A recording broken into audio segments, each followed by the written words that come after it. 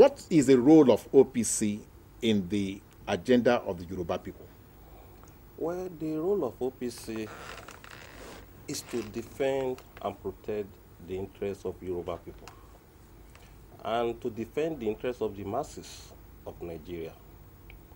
Not only Yorubas, though. Not only Yorubas, because when we are fighting for the June 12th, it's not the interest of the Yoruba only, it's the interest of the generalities of Nigeria. And the organization was formed based on the annulment of June 12 in 1994. Basically, most of our struggle from 1994 to 1999 was the interest of the Nigerian people. And the organization stands for watchdog, to measure and to see anything that will affect the generalities of Nigeria. In some time when we realize that the interest of Nigeria is being infringed, we issue a statement, we paste the posters and leaflets to defend their interests. So basically, the agenda of the organization is not to protect the interests of the Yoruba alone, it's to protect the interests of the Nigerians. Yeah. Okay, Nigerians. Now, well, but how do you, everybody, like you call yourself a name. You are, for instance, Otunba Gani Adams. So everybody knows you by that name.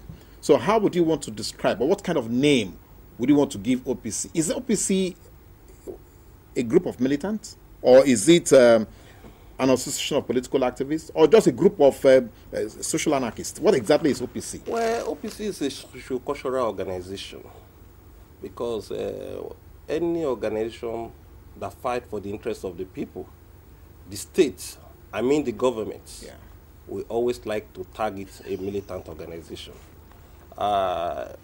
No government wants a reliable organization to criticize them.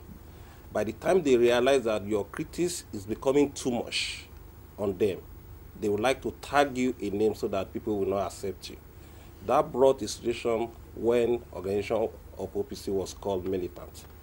But we could be able to convince the people that this organization is not a militant organization. It's a pressure group organization, and it's an organization that metamorphosed from civil society organization to socio-cultural organization. So definitely it's not a militant organization. Now, you have built a strong reputation as a no-nonsense group, okay? Whether it's social, whether it's cultural, or whether it's in defense of the rights of the people, everybody is gotten to know that OPC is a no-nonsense group of vigilantes, and therefore you cannot, joke with OPC. But how do you react to the excesses of some of your members?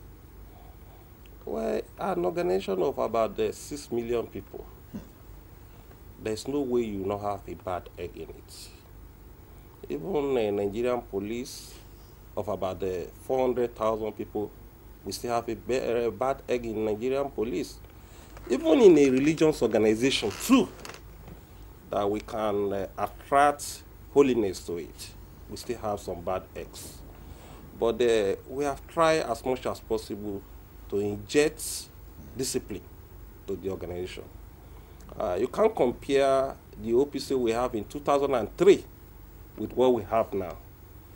We have restructured the organization, refined it to the extent to the general acceptance. So definitely, most of the bad eggs in the organization did not have a way to stay.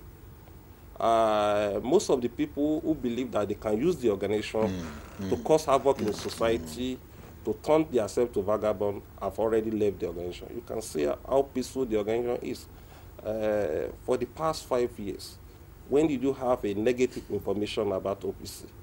If you monitor media very well, it's very hard to view a negative part of OPC. All we are doing is to run our program. Especially this year, we have about 25 programs in our calendar. Okay.